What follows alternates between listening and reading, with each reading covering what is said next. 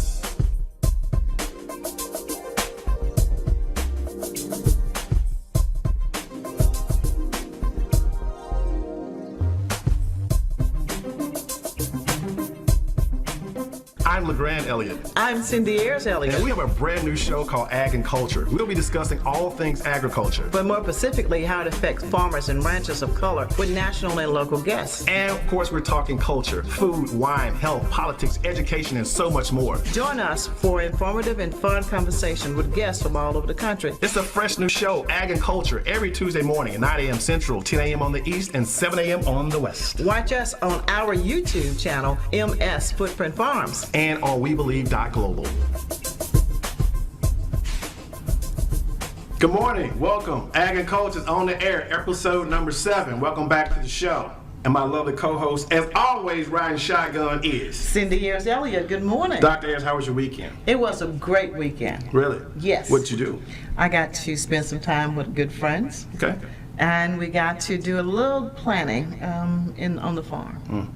We'll talk about that. Ag and Culture, episode 7, being so happy and brought to you by Heifer International USA. Over 75 years, Heifer has been helping farmers all around the globe with sustainability in building and growing their businesses and also making a livable wage. So thanks to our friends at Heifer International. Great people. I enjoyed them last week. They were great, and as always, they gave great information and things that really will help and make a difference right here in Mississippi. Absolutely, and if some people, we got some calls and some email responded back to, they want to know about more about the swine program, so we'll make sure that we definitely make that more visible to for Mississippians to look at participating in their swine program. Great, and let me thank everyone for tuning in with us today as they've been doing it in the past, and being sure to share this later. Yep. We're on live now, but you have the opportunity Definitely. to share. And if you need to go back and see episode 6, you just go back, and I love modern technology. Our show is very interactive. We want to hear from you. Website is footprintfarmsms.com. You can hit us up with your questions, because I know this morning you're going to definitely have some questions, so definitely hit us up at 800-492-5186. Hello to all of our Facebook Live people. Hello out there. Shouts out to my Black Owned Farms Facebook group. They're always super supportive. We appreciate them. But moving right along. Yes. So this morning, well, let's start over. It's Deuce today, right? February 22nd of 2022. So it's a 2-2-2-2-do day. That's right. So it's National Play Deuce's Wild Day, right? But having getting that out of the way, we've got our first in-studio guest. Yes, our first. Of our first season here. And she has been a first in a lot of things, but she's actually our first in-studio guest. Absolutely. I'm very excited. I'm not going to bore you with all of her accolades, but I will say a lot. I will say that she is a political activist, human rights activist, and civil rights activist. She is a former Mississippi Appellate Court judge and Hinds County Circuit Court judge, being the first female African American of both of those high distinguished positions. And she is a legislative wizard, I call her. Yes. I love talking strategies and legislation with her, but without further ado, I want to bring on Miss Emira E.J. Russell of the Russell Group. Yay. Good morning, Judge. Good morning. Good morning. So Good morning. how are you? I am well. You're looking I am springy blessed. today. Yes. Well, hey, life is good. That's Yes. right. So just, we're going to dive into it because obviously we have an hour, but we want to make sure we're good stewards of this hour. We'll give some really good information. So our show today, we're going to talk about just Mississippi and our legislative agenda for Mississippi. So with that, Judge Russell, just kind of going back, we're still in our Mississippi legislative session now.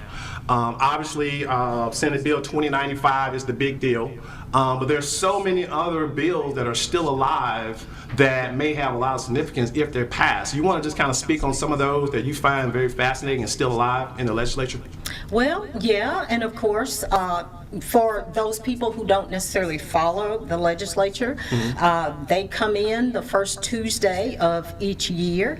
This year is the third session in a 4-year term, so that means you're going to have elections next year, so Correct. you need to be seeing what your legislators are doing when they're in Jackson. Absolutely. So on January 4th of 2022, the legislature came to town, and they are now in their 8th week of work. Okay. And they are driven by deadlines. Sure. So the first thing they did when they got to town, in that first week, January 4th on that Thursday, they passed a reapportionment bill, which is not what most people would like to hear about. Well, what's in terms- reapportionment, though? What Well, is that? the reapportionment is every 10 years when we have our census, the year after the census, the legislature comes to town and of course they redraw the lines.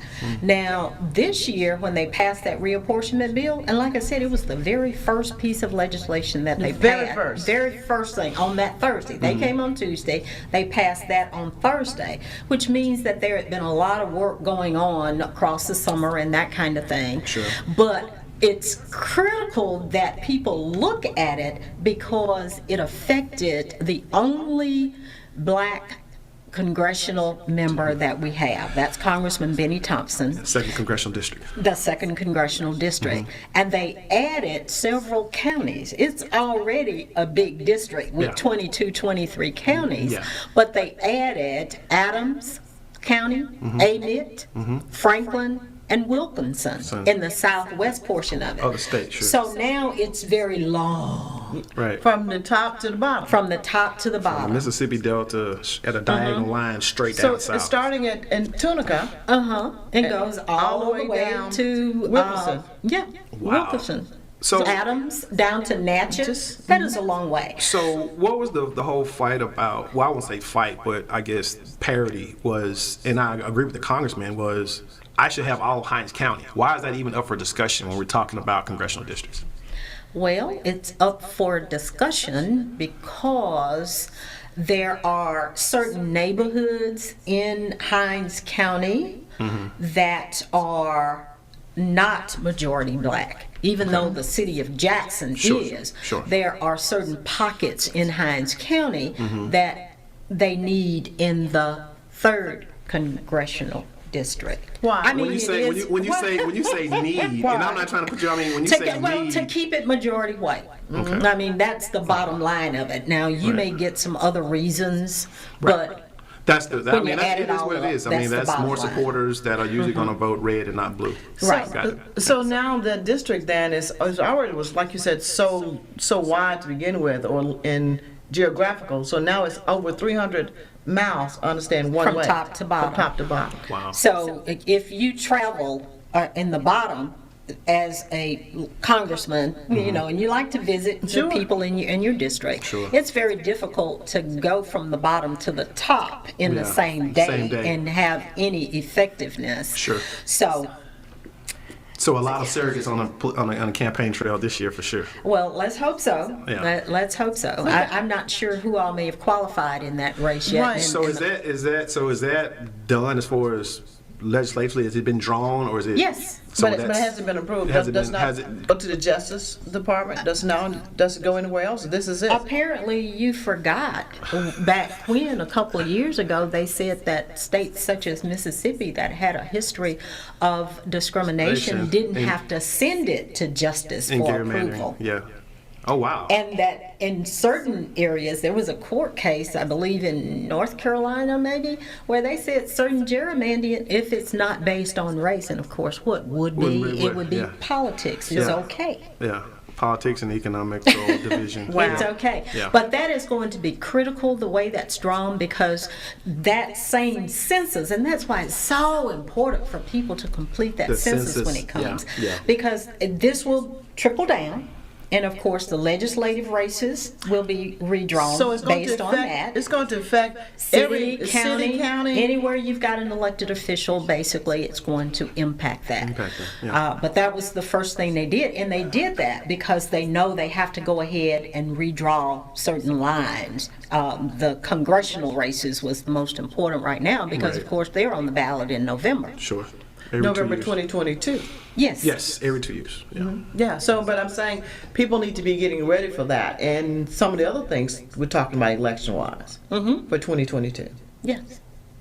Cool. So, what other? I see that one. Obviously, that's a big one. That does affect from our representation in Congress. Obviously, from just another state, local level, what other bills that are still alive that you think would have bearings on people of color?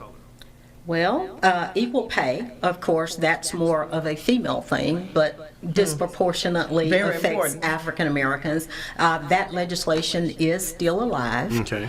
And we will know between now and next week, because there's another deadline coming up, whether that's going to pass. Right. Or And not. just explain a little bit when you say that, exactly what is this bill kind of being designed to actually accomplish? Well, it will allow a female who is not being paid the same wage based on experience and Sure. as a male counterpart Yeah. to be able to file suit in state court and bypass the federal Federal. system. Gotcha. Of course, Mississippi is one of very, very few states that does not have some kind of a state agency that monitors and enforces civil rights violations, employment violations. Gotcha. The only state that doesn't have an Equal Pay Act, okay. but at least this will give females a state resolution if they feel that they have been discriminated against. Because women make like 70%. Yes. Yes. For every dollar, For every we dollar, make you about make 70 70 cents on 70 that dollar. cents. And African American women make about 60. 60%. So that's even though you're doing usually Same work. or sometimes More more work. work Actually, usually it's more work and more dedication Exactly. and less pay. and less pay. Yes. And this is women in general, but overall, Yes. but especially black women, women Right, of color. because we make even less than the white women. Yeah. Yeah. But this year, I think it got some traction because Attorney General Lynn Fitch did get behind it this year Okay. as a push for the abortion ban that they are hoping that not Congress but the Supreme Court will keep in place, saying that this will allow women to earn more money so they can better take care of an unwanted So- child. Right. So Here we go, that's Lynn. yeah. I mean, obviously, there's always angles. So with this legislation, you mentioned that there's no watchdog agency or anything making sure that this is just. I mean, just like we have the Mississippi Workers' Comp Commission, we don't have a commission set up to regulate and make sure that it's equal. So is any of that in the language of this legislation to have? No. About the only course way not. you go is if Of you course figure not. it out, then you can file a lawsuit Oh, wow. and take your chances that way.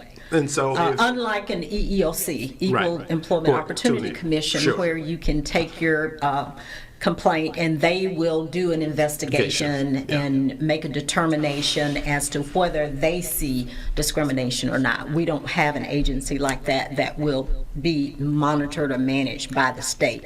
There have been, over the years, bills introduced to establish one of those, but the reason is it's just going to cost too much money. of course, it's always we You did find say the money Mississippi. that we want to get with and do, and you're like, what are you doing? And you don't have the money for that, and obviously they find it. But so if this passes, then this goes into effect July 1, correct?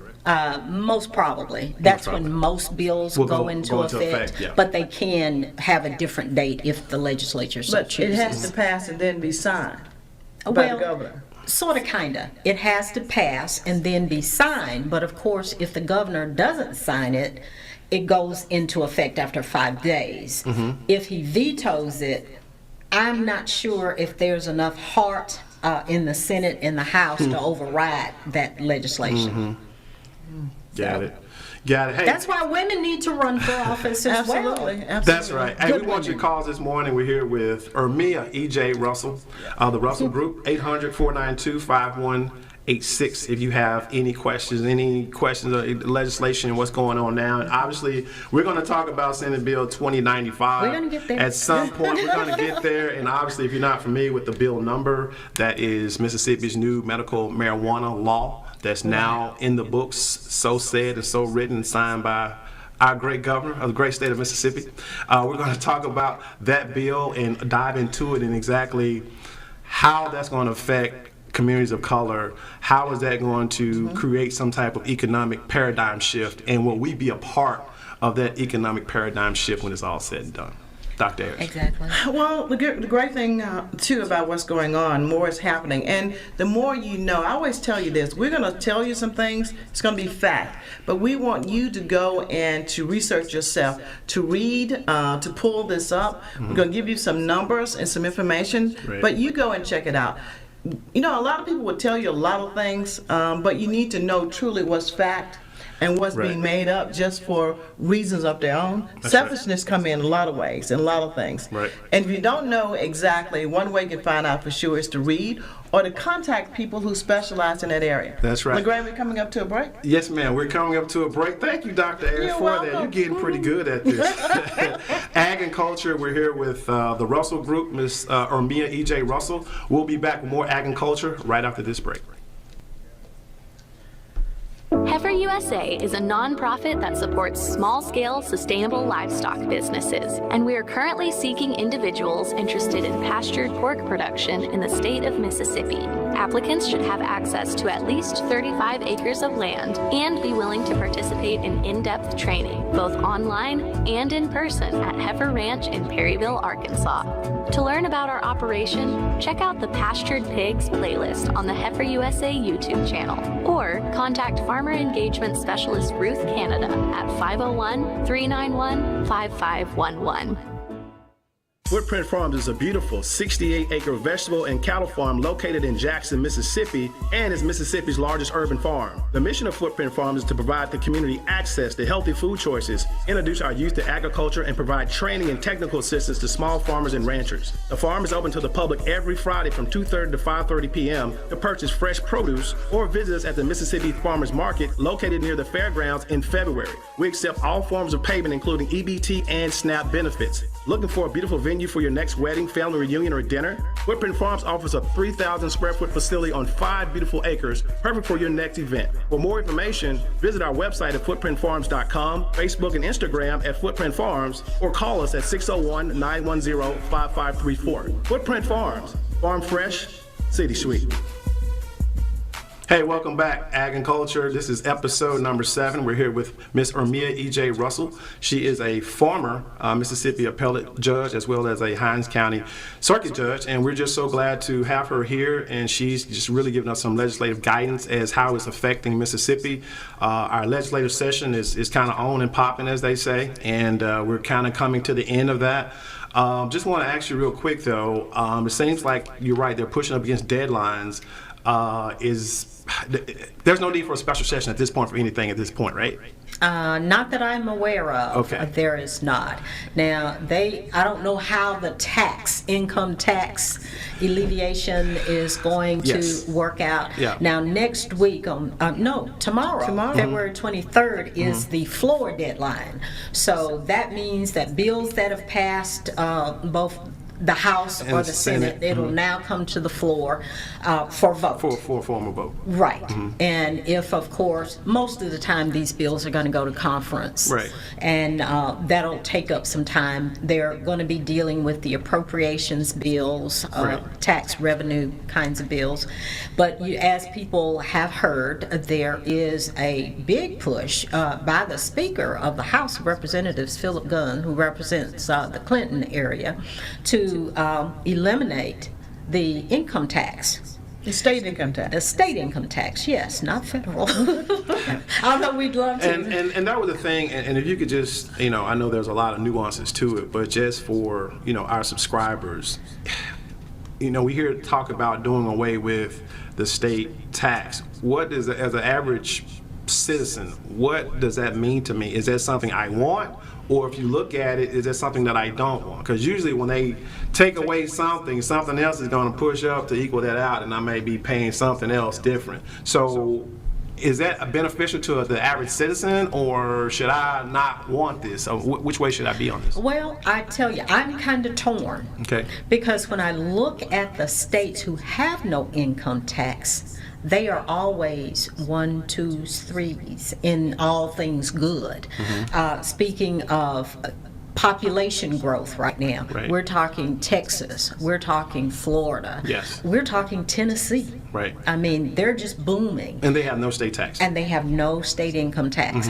Not no state taxes, no state income taxes. And I'm glad you said that. That's the operative word, no state income tax. I don't want people to get confused. They talking about no taxes at all. No, it just only comes when it comes to income taxes. But they find other ways to tax you. Exactly. I.e., I know in the state of Texas, you may pay out the wazoo for a tag, or you may pay out the wazoo for property taxes. So they find a way to yin and yang it, and that's one of the only blowbacks that I hear from people who live in the state of Texas is that there's no state tax, income tax, correct, but they tack along a lot of things on other back ends of so that's But what a lot I'm of hoping. that is food. But No, they're not doing that with this in the proposed bill in Mississippi. As a matter of fact, there is the last version of the bill that I looked at. There was a proposal for reduction on The food. food tax. no. From Right now 7% it's 7%. like to maybe 5 or 4%. So we can double check that, and you, the audience, can double check that to make sure that that's still in place. Sure. As well as there was some slight reduction in medicines and things like that. Sure. So, but But you not know, to expand. when I look at Texas, Yeah. people like Texas. Yeah. When they love living in Texas and Yeah. they're moving to Texas. Yes. And Florida, people love Florida and they're moving to Florida, and the retirees And are moving to Florida. Okay, So so there now- has to be good stuff. Okay, so let's talk about For the people good who can stuff. afford it. All right, how about now for the infrastructure? How about all these new people and the people coming in, and we have a failing infrastructure for Where water are you and talking sewer? about? In Mississippi? In Mississippi. But no new people are coming here. That's why we've lost a congressional seat a few years back, 'Cause and people now are we leaving. are trying to find Stretch ways people to keep- to find enough people to Yeah. have that congressional district Yeah. intact. Yeah, So exactly, I'm not yeah. sure. Now there's money out there for infrastructure from some of the federal dollars that are flowing our way. So- hopefully Jackson will be able to take advantage mean- of some you of mean that. the state of Mississippi? The state of Mississippi So- and Jackson. by So virtue speaking of money, Money's an important part. obviously, and back to our great Mississippi legislators, there is still a lot of federal emergency COVID / you name it is here money that we're sitting on, and we have all of everything. I mean, our health system was on the brink of destruction, not just on the brink of total collapse. And you would think that what we just experienced and are trying to get our way out of, that strengthening our healthcare systems, making sure our kids have connectivity to the internet, and making sure and people can really see and appreciate how wonderful and how refreshing and how it is to have a real teacher. And I think, if nothing else in this pandemic, it really showed the importance of a teacher. But yet and still, we're sitting on all this money still. We're not trying to strengthen our educational system with our teachers. It started with the teachers. We're not... They gave them some money. Well, let's I talk about mean, it. okay, Judge, you put it out there. I wasn't going to say that. I wasn't going to say that. Well, let's just put it out there. What did they give them? I think it was $4,500 over 2 years or So something. this over 2 years. $45. But that was this year. Now they gave them some money last year. How much was that, They're Judge? still I last, don't but they still remember last year. I really don't. Exactly. It was so insignificant that, okay. And we still are the last in the always country last. about what we pay our teachers, and we pay our people in general, but especially our educators. It's You're right. especially our educators, our crumbling infrastructure, our crumbling, medical infrastructure. All those things were tested and taken to the brink, and we're sitting on all of this cash, and everybody wants to be the tallest man at the trough with this money. And Well, they got plans for themselves now. It doesn't mean it will impact the general John Doe person. well, see, that's Believe what I that. want to get to. What they have plans They as have if plans. it's their have plans. money. It's- Anyway. They go back. But now, let me tell you, when I chuckled when I saw the legislation, because they did pass a bill. It's called a nurses retention payment that they are giving to all of the nurses. $5,000 if you'll stay in the same facility for, listen now, 5 months. Really, y'all? So 5 So months. basically $1,000 a month. But you got to stay sign there. on, but You you got to gotta- stay there. Basically, they're paying you an extra $1,000 for a 5-month stint. For 5 months. Minimum. Why At not? least. Why not do Then that's it. something that would? After 5 months, you that's can all you leave. get. You can leave. Yeah. And so that 5,000 then it's no longer just 5,000. Well, Yes. That's it, one Yes. time. You get people Yes. to stay if you give some of this tuition debt. Yeah. To me, Wipe out those some of programs that. make sense for people to do. With kind of again, we're doling in this cash right now, rolling this dough, but we're not really putting it to good use and keeping the good folks here. And it's just like you mentioned, people are going to Texas and to Florida And Tennessee. and to Tennessee because of number one, quality of life, and number two, economic prosperity. Well, and I'll tell you, I'm sorry, Lagrand, No. but Nashville, if you haven't been there in the last 3 years, I haven't. you won't recognize it because it is just exploding. I believe it. It is exploding. More than just country music. More than just country Yeah. music. More Yeah. than just country music. And for that's sure. and that's what I'm saying. That's the thing where we're losing some of our talent, our good talent that are in Mississippi don't want to leave, but a lot of times our hands are forced. In Mississippi, sometimes the sky is the limit. Not the limit is the sky. And usually the limit is the sky, right? And especially my generation, that they're in their fields now, their professions, and they're actually going other places. They want to come back home, they want to be here, but the economies of scale just don't match up, and the opportunities definitely don't match up. So you're almost, losing a lot of our good talent out of state just because we're not nurturing that talent. There goes our numbers. Yeah, and they gave law enforcement some more money They as did. well. Law enforcement. They did Which give law front line- enforcement. Okay. So what else are they talking about that? Well, I tell you, on a light note. Yeah, I'm light sorry, note, I was on my soapbox. I was on one. That's Yeah. okay. That's all right. That's okay. Let's have a light note. Okay. On a light note, we have a new state song. It's called One Mississippi. Previously One Mississippi, two Mississippi, three Mississippi. No. I don't think it goes that No, way, no. but No, it was a country music artist, Steve Azar song. One Mississippi Okay. is the official state song. Currently, because this go in effect in July, but Okay. currently the state song is Go Mississippi by Houston Davis. Okay. And that was adopted way back in 1962. Okay. And Azar wrote his song in celebration of our bicentennial. Oh, so Okay. So, Judge, you're going to So spit we a couple can- of so bars? we- No, You gonna spit not a couple of sing bars? that? No, not even. So not is it- can we go to even, not YouTube and even, hear this? Not even. So it's on YouTube? Not even. It's not even on YouTube? Yes, it's on YouTube. But I thought you were still Nah, talking about was trying somebody to get- singing some bars. I was trying to get Judge to spit some bars. B-A-R-S-O, okay. Oh my Oh gosh. no. Okay, so that's a great thing to know. We got a new song. Yes. Yeah, Mississippi Yes. has a new song. One Mississippi. And Stephen Azar, he's a great Mississippian. He is. He's a good guy. Lagrand, you made me look at my notes here. Okay. Because that bill for the healthcare workers retention is going to cost us $56 million, and it's coming from the American Rescue money that we got. Oh, the money that he didn't want to take from President Biden. So, and again, with the money, I'm not trying No, to the go. one who voted. Let me back up on it. Oh, How many of our our senators and Congress people actually voted for this money that's coming in to Mississippi? One. One, and that one was Congressman Thompson. Congressman Thompson. But yet still, the money, the other senators, and I call her name, Senator Harris Smith, was one who said she wouldn't vote for it, and she didn't. Same thing with Roger, Senator Wicker. He did not, and none of the congressional people, none. But yet still, the money is here. And it helps Mississippi. It helps all and there's Mississippi. Infrastructure that you guys have been continuing to talk about. There's infrastructure money there. But I mean, we got like $9 billion. $9 billion. Well, and that's the other billion. part. That's million with a B. That's a B. And that's like I said, that's a B. So That's a B word. And that's the other thing, and that goes back to my riff with that and with Medicaid.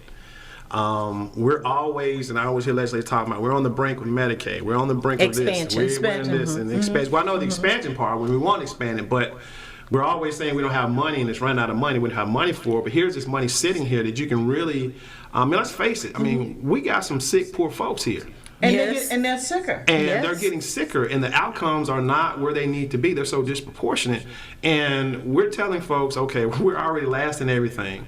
Our average median household income is just above poverty levels. In most places, it's not. If you pick a state, pick a county. What is the deal? I mean, a lot of people don't know. It's like, what's the big deal that, especially, my friends on the other side of the aisle, what is such the big deal that they don't want to expand Medicare? because in the state of Mississippi. Medicaid. I'm sorry, because Medicaid. it does not impact their lives. Yeah. It's going to help. It affects people who, like you said, who are poor and sick. Yeah. They probably don't even see these people for the most part out in rural areas like Alligator, Mississippi, that Right. most people have not Not heard of. And those are They have no doctor, no medical clinic, No clinic? nothing. Or they have to come all the way to Jackson How you to gonna get any kind come? of You medical got a care. car? Transportation? Well, that's the other thing. the transportation is limited, but I'm Access. thankful for all these other companies that are out there that are trying to provide this service of getting people out of these rural areas to a hospital so they can get some continuum of care. It still goes back to access, and we talk about this all the time. Yeah. Having access to good food, to healthy foods, having access to health care, having access to decent housing, having access to clean water. I mean, all of this is a part of what our elected officials, and with the money that comes in, even though we got a lot of federal dollars that's in, a lot of other money is our tax dollars. Yeah. So we are paying taxes for them to put a better thing in place for all Mississippians. Yeah. And yet still, you can see by the disparities who's still being left out. Yeah. And that's black people. It's black people and people of color, but more so in Mississippi, it's black folks. Yeah.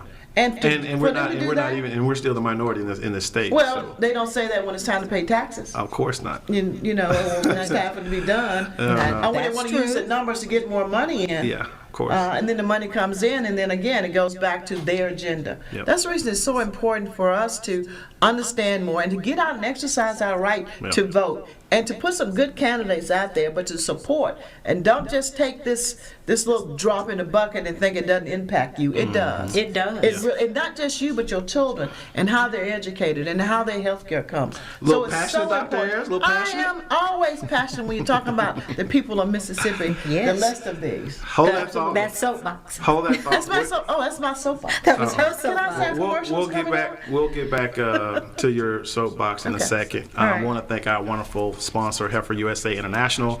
Over 75 years, they've been doing amazing stuff around the globe in helping support local farmers. We're going to take a quick break. We're here with the Russell Group. We're Yes. talking everything Mississippi politics this morning. I got y'all fired up over here. I got Judge looking back at her notes. We'll be right back after this break.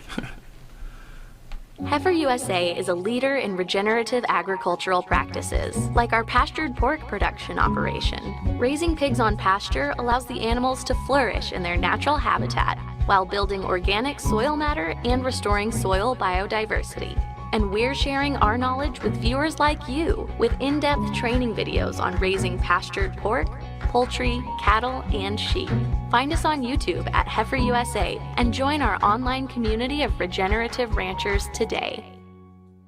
Footprint Farms is a beautiful 68-acre vegetable and cattle farm located in Jackson, Mississippi, and is Mississippi's largest urban farm. The mission of Footprint Farms is to provide the community access to healthy food choices, introduce our youth to agriculture, and provide training and technical assistance to small farmers and ranchers. The farm is open to the public every Friday from 2:30 to 5:30 p.m. to purchase fresh produce or visit us at the Mississippi Farmers Market located near the fairgrounds in February.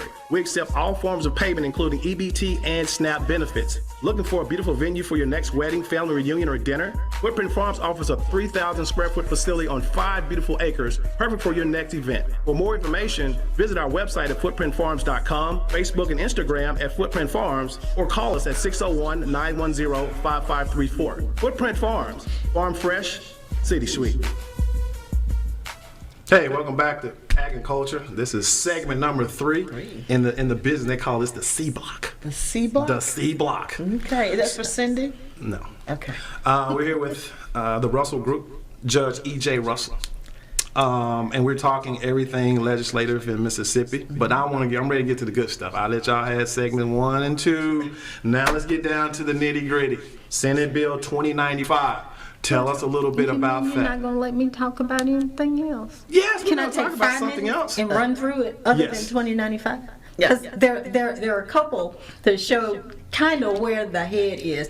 You know, we were talking about money, and we do have money. Yes. Our revenue is at an all-time high. The lottery is just busting all kinds of projections. But guess what? What? The recommended budget to fund state government is below what it was last year.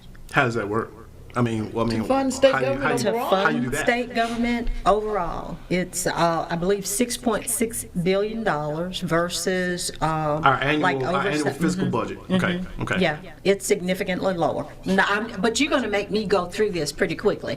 Just know that that is the recommended budget. Now, there's some chance that they can negotiate back and forth in conference with these bills to do something more. But one must wonder, why are we holding on to all these funds? And of course, a lot of people don't realize that that lottery money, the first part of it goes to infrastructure, roads and bridges. Yeah. So all this construction you see across the state of Mississippi is in large part being Large part funded from the lottery. And that's refreshing. I mean, That is. that is something that we can put a feather in the cap and something you can kind of be optimistic about. But again, I go back to what you just said was remarkable, is that we have more money. And I understand people want to be conservative and save. conserve, but right now we're just coming out of an unprecedented pandemic. Now is not the time to put the brakes on. I would agree, but Yeah. you won't let me talk about that because we got to get to 2095, I'm sorry, I'll and let we you want to talk about spend that. all that. Yeah. But I did want to say that. Now, there's also a proposed law out there that would double your penalties for fleeing law enforcement. What do you Right. mean? Just that. Just that. It would increase the penalties. Right now, you can receive up to 5 years in prison. If this bill passes, it would increase that time to 10 years wow. in prison. That's for fleeing law enforcement. So running from the police officer. Running for the- Won't from- stop for a ticket. Or you do stop and you do yield and then you take back off. That's fleeing. That's Or fleeing you don't from law stop, or we enforcement. get into this whole chasing you from Jackson to Rankin and Rankin to Jackson. Then If I'm convicted, now I can get up to 10 years. You'll be looking at 10 years. Again, another way to make sure that they're keeping the brakes on where people of color can go and do in this state. I mean, another way to keep you in prison, which means you also will lose your right possibly to vote, but Well, you no, are you're incarcerated. it's over a lose year. your It's right. over a year. It's a Yes, a felony. felony. You're gonna lose it. So Lose 10 years of your freedom. and your life, your family. Over a warrant. Yeah. For speeding And because even. Well, I'm just ran. saying. I Over mean, any you number of usually things. flee because you got something going on. Another tool to put in your toolbox to make sure that we keep you people and that's in control. fine. I mean, that's going to be par for the course. But to me, it comes on us. What do we do to change that? I We mean, gotta we elect- can't. I get that. I mean, sometimes electing people is not going to get us where we need to be. Sometimes we've got to take inventory of where we are. Of course, it's going to be stacked. We know that. Everybody knows it's stacked. But what And are we? especially in Mississippi. But what are we doing to counteract that? I look around this beautiful city. I just see so many, everything from retail deserts to food deserts to just quality of life deserts. You name it, we can name. We got a desert for We you got here. a desert in Hinds And County we in have to particular. start somewhere and not worry about this legislature or how they going to vote on this. We need to start voting on ourselves. You mean we the people actually have a voice? We do have We a do. voice. And we don't exercise we that have a voice? mighty roar. We just don't let it roar. Well, We just Exactly. don't. all right. But next we have enhanced penalties if you deliver a controlled substance to someone and it results in their death. This is really trying to get a handle on folk lacing illegal drugs, mostly with Lacing fentanyl. and then the whole with opioid fentanyl. crisis as well. Yeah. Well, but people are lacing stuff with fentanyl, Yeah. and that's what it's designed to do. Yeah. But, that you would be charged with first-degree murder if I gave you something laced with fentanyl or gave you fentanyl. So and is this bill- resulted so in this your is still death. alive? This is still very much alive, and the bill passed the House. I don't have this because the Senate hasn't taken it up yet. Okay. But it passed 102 to 7. Okay, so Okay. there was great support. Yeah. There's also a bill, if passed, that will elevate your attacking an umpire or a referee in a game to aggravated assault versus now is simple assault. You know what? I'm just saying. No. But it's I've seen a lot of World Star videos, YouTube videos, and just whatever videos of grown people getting so involved in a pee-wee game that the parents are fighting, the coaches are fighting. I believe just last night I was watching the University of Michigan basketball. Juwan Howard, who's the head coach, gets Got suspended for the remainder of the season because he hit one of the coaches towards the end of the game.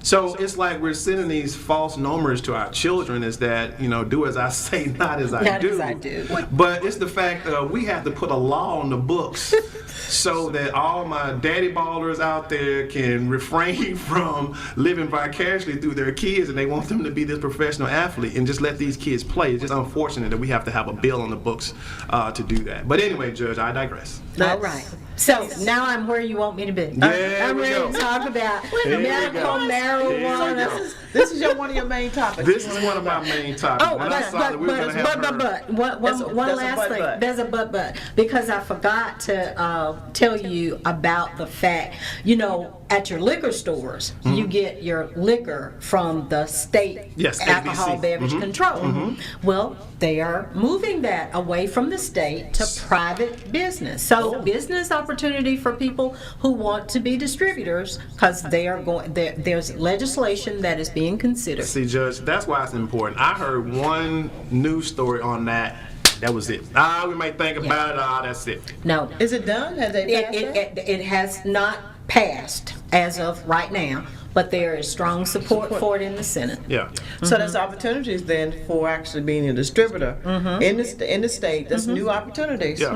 Yeah. that we need to be looking at. They're moving it to private. Yeah. So we need to be looking at that too. If Yeah. it passed, what will it entail? Yeah. How much bonding you have to do? What's your capacity? Right. Where do you have to put it? What, I mean, other your pieces warehouse that's there. storage, and who Your knows? security. I mean, the state might be security willing piece, to, yeah.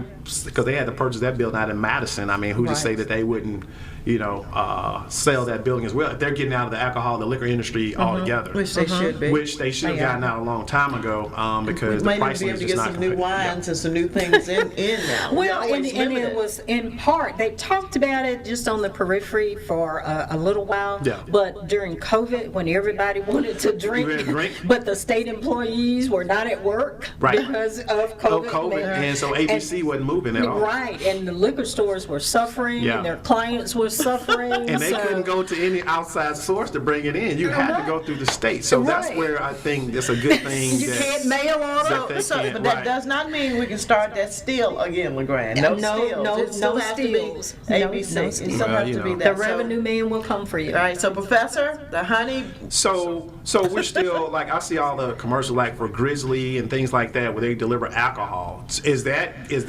Wasn't there a law in the books that was passed that could actually happen in Mississippi? They didn't have a law. I believe that was an executive order that would allow you to receive alcohol if you ordered a meal that was going to be delivered to you. so I have Yeah. to have a meal to come with my bottle of Jack Daniels. Right. No, yeah, but I mean, I've seen that. You go to Chili's, a place like, I want a You margarita. can order Oh, it you right. want your margarita to go? But and I bring thought it it was in. something on there was actually legislation to where now Mississippi can join other states in actually having just liquor delivered to your house. like Grubhub Kind of and like bring Uber, my Uber for, liquor? no? Uh-oh. Judge is in fact going, no.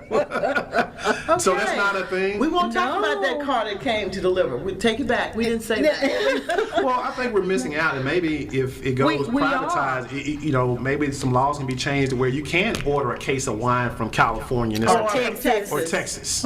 Yeah, right. but you can't do that. And I had hoped that when that legislation Yes. came up, I believe it was last session, Yeah. that you would be able to Able do to, that. yeah. Because there's a wine that I like. It's Black Girl Magic. Oh, yeah, Black Girl Magic, the vineyard I out of haven't seen California. it. I haven't seen it in Mississippi, but I can't order it. Right. It's not. Or I can drive to Georgia. Yeah, I've asked for it too. Yeah. It's that. So that means if you did that went to Georgia, you'd be bootlegging. I would be bootlegging. Oh, wait, and notice she stays in Georgia with it. Now, if you consume it in Georgia, But I then- want to bring it home Right, and you wanna bring consume it it home. later. This is- Anyway, medical marijuana. There we go. Medical marijuana. Right, that's a great segue. Speaking of bootleg, let's talk about Senate Bill 2095, and that's our new medical marijuana law. And Judge, I was being Cannabis. sarcastic in that, but I think there are some serious components to it, not just from the end user side, but how do we make it economically viable for folks that look like us? Because normally when, this is almost like, King Cotton. And this is a generational movement that's about to happen. The same thing would happen with King Cotton. And we need to have some type of seat at the table. For everything I'm seeing right now, we're not even in the same neighborhood with this stuff right now. State. We're definitely not shooting at the same baskets when it comes to this, because I'm seeing that this is done, but I'm also seeing these huge cannabis distributors are planted here on the ground. You got brand new facilities that's already 65 to 70% completed, and here we are. We're not even in the chute of the starting gate yet. So I just want to ask and just kind of see, number one, what this law really means, and number two, the economic impacts from folks who are trying to get into this new King Cotton, as I call it. Well, I tell you, the bill is a huge piece of legislation, and I've read through it a couple of times, and every time I go through it, I see something new and different. But for those people who don't know how we got to Senate Bill 2095, the people of the state of Mississippi passed an initiative back in 2020 by an overwhelming majority that they wanted it. 6 months after that, the Supreme Court, and this is where you get into, and they are elected officials, so you need to know who voted however you think, because you may want to reconsider next time. Right.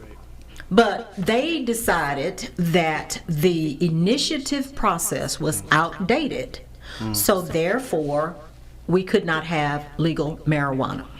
The State Department of Health had been working vigorously to put into place some regulations and those kinds of things so that we would be ready come August of last year to be able to start licensing and taking applications and all of that. Well, work stopped. And then the Senate and the House started working.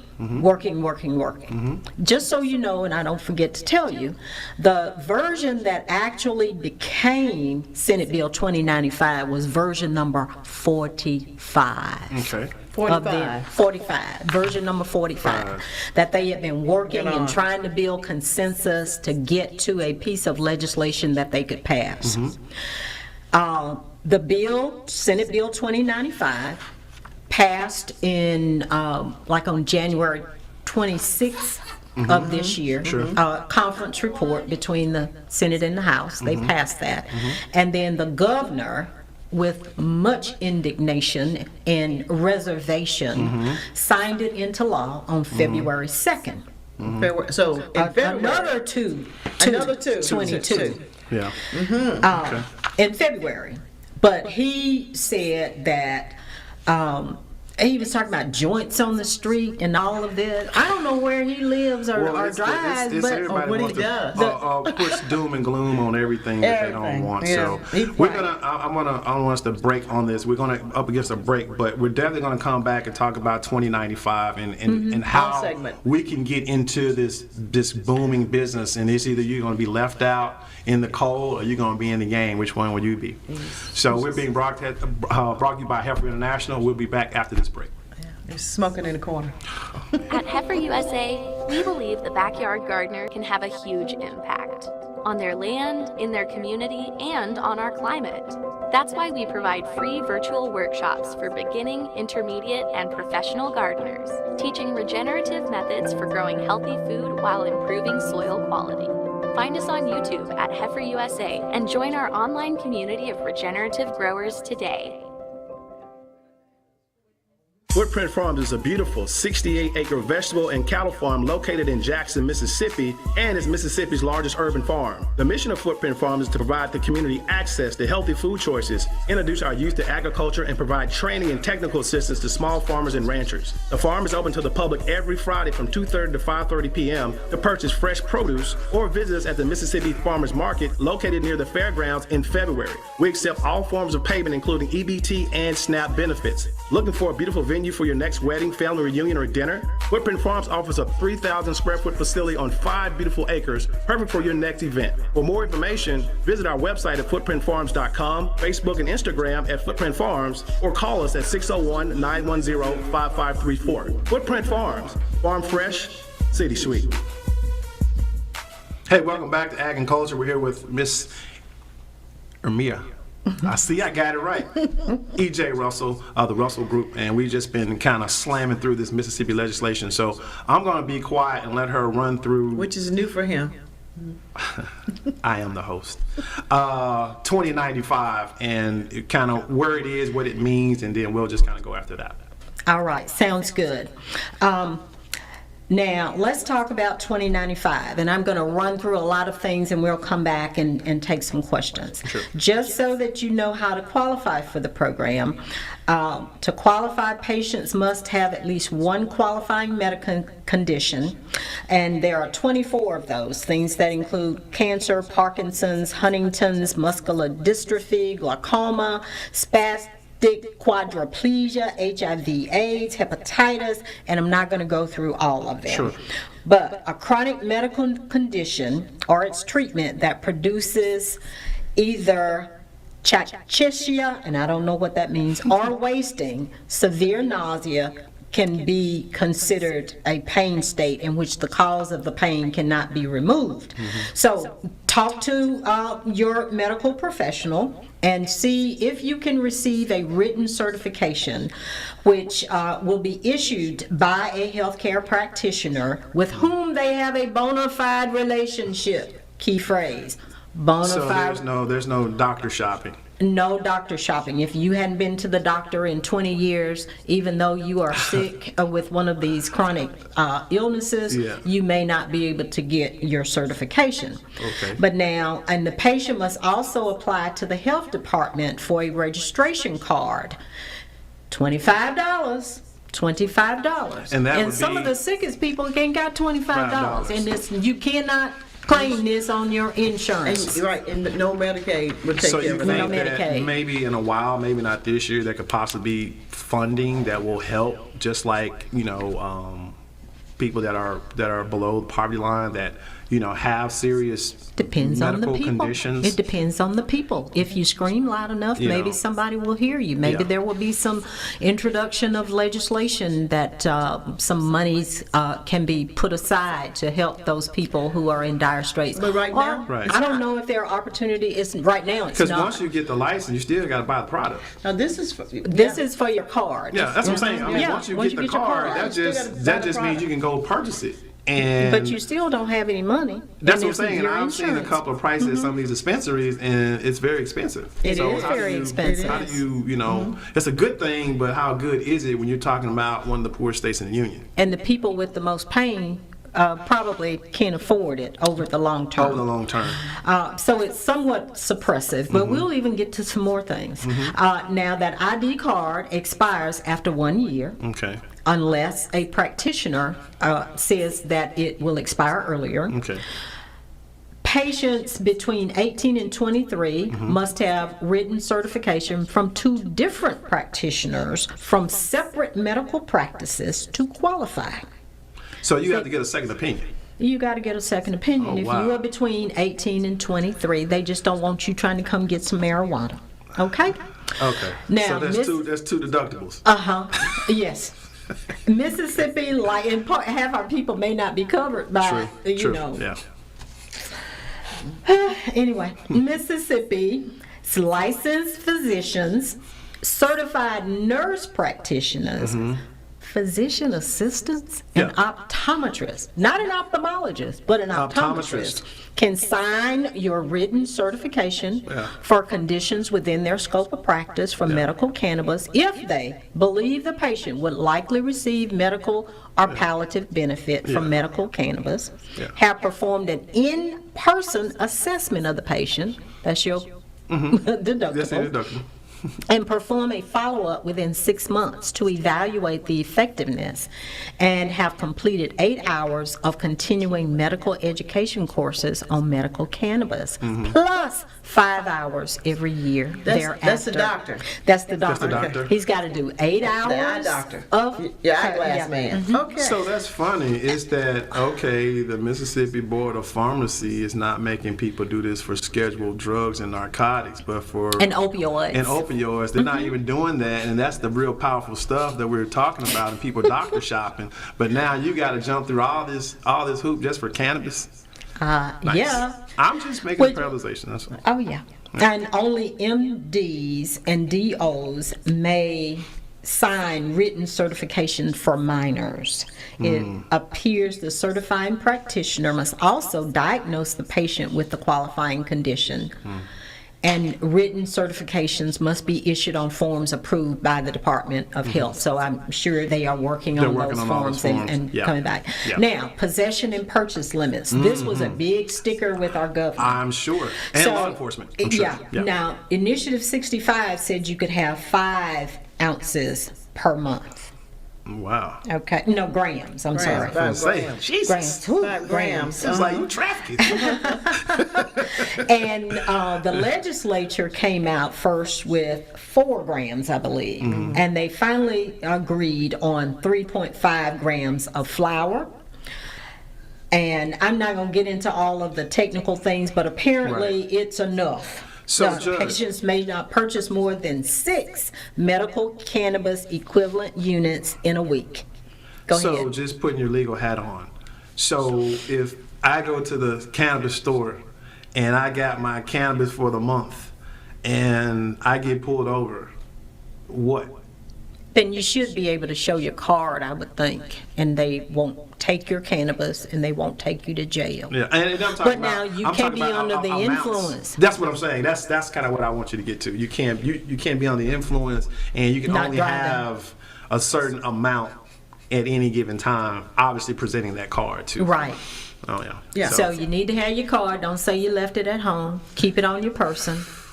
keep it on your phone. And or your something. phone don't, it Yes. doesn't matter. You got to have the physical. It's got to be a physical card. A lot of us gonna be in trouble because Yeah. it's gonna make you forget. Never mind. But you can't grow it. I want to make sure you understand that. You cannot grow your own. Unless you're a licensed No. person to do it. No, individuals cannot grow their own. You don't get a license to grow your own. You get a license to use it, not to grow it. Let us not be confused. Got it. Now, potency. Your flour cannot exceed 30% THC. Your tinctures, oils, and concentrates may not exceed 60%. So my gummies. So the oils and stuff 60%? like that are more potent than the flour itself. Right. The flour can only be 30, but your oils and other things Your can have tinctures more can- of Tinctures a. which go in your tongue. Gotcha. That could Yeah. be more. Okay. And that would probably fall into the concentrates area, yeah. Dr. Ayers. Definitely. Patients cannot smoke or vape cannabis in a motor vehicle or in public. So you can't go to the park and hang out with your boys. Okay? You need to treat yourself at home, At home. or somewhere in the home. garage. Like that. At home. I mean that's fair. I mean, you shouldn't be. I mean, yeah. I mean, Okay. the law, but I know people gonna do. But yeah, keep going. Now, you can go to war, but if you're a patient under 21, you cannot enter a dispensary without your parent or guardian. Okay. Okay? And you also cannot drive or operate a boat, so you can't be out on the reservoir. So you running up can't and down- take a toke on the boat? No. A train or aircraft or undertake any task that would be negligent or entail professional malpractice while under the influence. Yeah. Yeah. Now, the bill does not require insurance or state plans to cover medical cannabis. We were talking about that. Yeah. And it does not require any employer to allow patients to use medical cannabis or prevent them from requiring drug testing. Okay? That's another big thing because that was a big to-do in the trucking industry where obviously DOT regulations and different things like that, you know, it's like I have this condition, But it's like, no. I mean, you're driving a commercial vehicle, so that's going to always trump anything that you're trying to do. But I know that was a big deal in the trucking industry because Definitely. nobody really knew how to really gauge that and how to be fair but firm. But I would definitely not want somebody to operate a commercial vehicle. Well, any Under the vehicle's influence, influence, anything. but there's more. that you find that though even on your opioids. Sure. Handle heavy course. equipment Of course. once you take this. Yeah. And the bill. Go ahead, Bill. There's more. Tell them the There's rest a lot of it. more. Yeah. The bill appears to allow landlords, though, to ban tenants from using medical cannabis in that space. Yeah. You ready? It's going to ruffle a lot of feathers, and a It's lot gonna of create- things that we're really not even thinking about. Yeah. Oh, most definitely. The residual is just untold right now. The Department of Health will have primary regulatory authority, including for licensing of all business types and for the registry. The Department of Health will coordinate with the Department of Revenue. It's going to be interesting to see how they collect those taxes. Yeah. Now, this is the good part that we've talked a lot about. Listen up, y'all, because these are the following types of medical cannabis businesses that will be licensed. Yes. Dispensaries, cultivation facilities, processing facilities, transportation entities, disposal entities, testing facilities, and research facilities. To be able to obtain a license. So let's just say I wanted to get into it and I wanted to open up a dispensary. To do an application and tell me the cost associated with that, because I think it's just astronomical the way this is set up for one of the poorest states in the union. Right. Dr. Ayers has spent more time on the dollars than I have, but I believe it's like $15,000 for the lowest level of dispensary. Is that right? Right. For the application, Yes. non-refundable. So if I put out $15,000, it's not a shoe-in guarantee that I'm gonna get a license. And when Not at all. When I get that letter saying we're sorry to inform you, that's just $15,000 going down the tubes. You just burned Absolutely. it. And Wow. then after your application is prayerfully approved, now you got to come up with your license fee. So how much is that? About $25,000, I believe, at the Annually. lowest level. Annually. It's $25,000 To maintain the license. Yes. No, to get it. No, I'm saying to and get then it, but I'm saying to maintain it is Right. $25,000 Each after year. that. Each year. So Yeah. if it all goes to plan, I'm in at about 50, almost 50 large. Well, you had 45. Well, you're at 40 just for to the get- application in That's the. just the application. I mean, that's But you don't have a store. You don't have a You store. don't have a Well, lease. no, that's what I'm saying. That's just to get in the game. I'm already Yeah. out of 40 just to get it. Just to play. Yeah. Just to get into game to play for that. But the good capitalistic thing is there's no cap on these business licenses, so you're going to have to figure out how to be number one in the game if you can get If you can that get it. license. And this is like legacy transferable. So if I get a license, I can pass this on to my heirs, right?